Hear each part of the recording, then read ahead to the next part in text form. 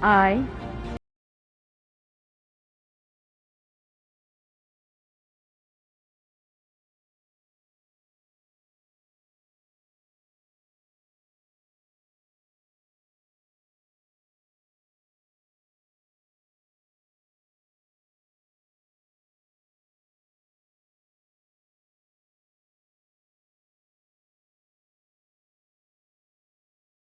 will uphold the sovereignty and integrity of India. that I will uphold the sovereignty and integrity of India.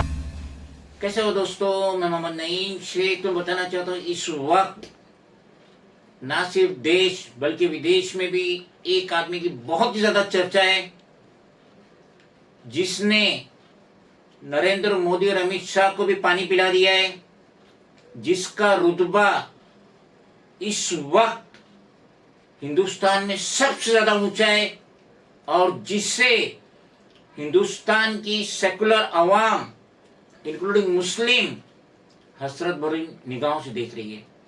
वो कोई और नहीं, हमारे chief justice of India Sanjeev Khanna है।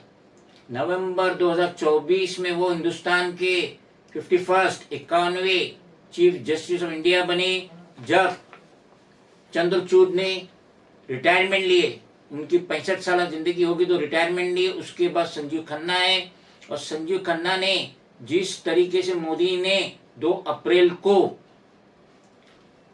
दोनों संसद में रात के 2 बजे बिल पास कराया, वक्फ बोर्ड का अमेंडमेंट बिल 2024 पास कराया अपने फेवर में, और किस तरीके से 16 अप्रैल को संजीव खन्ना ने उससे बहुत ही टिप्पणी करी और उन्होंने खुले तौर पे कह दिया जिस तरीके से गवर्नमेंट चाहती है कि वक्फ बोर्ड में हिंदू की शमूलियत हो, तो उसी तरीके से उन्होंने क्वेश्चन किए कि आप अपनी मंदिर की ट्रस्ट में, शमशान घाट की ट्रस्ट में मुसलमानों को आप मेंबर बनाएंगे, ओहदा देंगे।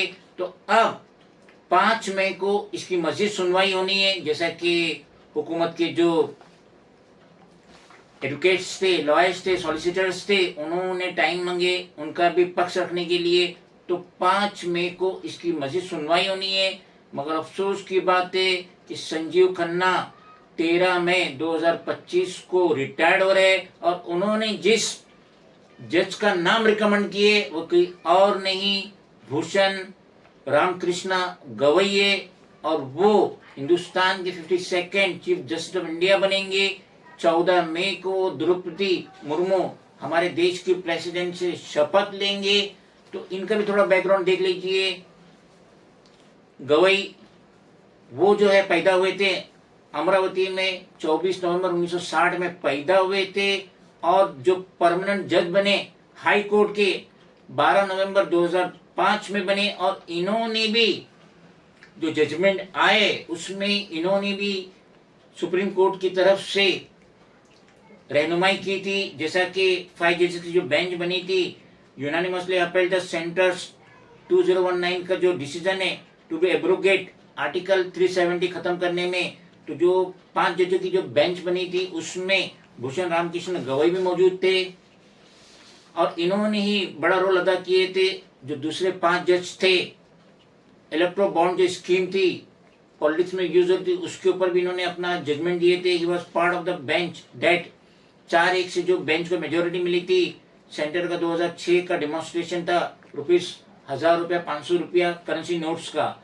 तो जो गवई जो है ये भी बहुत ही ज्यादा काबिल है, और अब इनका ही रिकमेंडेशन कर रहे हैं संजीव खन्ना, जो कि 13 मई को रिटायर्ड हो रहे हैं, और 14 मई से Gavai Bhushan Ramkrishna Gavai chief justice India बन जाएंगे। लेकिन देखना होगा कि अभी 5 मई को क्या होता है, उसके बाद मजीद डेट्स देते Sanjeev Khanna before his retirement.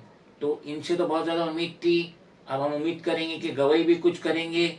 ना कि जो गवर्नमेंट ला रही है वक्फ बोर्ड के अंदर जो कानून अमेंडमेंट बिल ला रही है अपने पक्ष में ले रही है, ताकि मुसलमानों की 8 लाख एकड़ से ज़्यादा की ज़मीन है उसको अपने ताबे में ले, और भले ये बयान किया जाए, ये प्रपोगंडा किया जाए कि इससे मुसलमानों के जो गरीब मिस्किन मुसलमानों की मदद करें, मगर मदद किसी की होने वाली सिवाय गौतम अदानी और मुकेश अंबानी।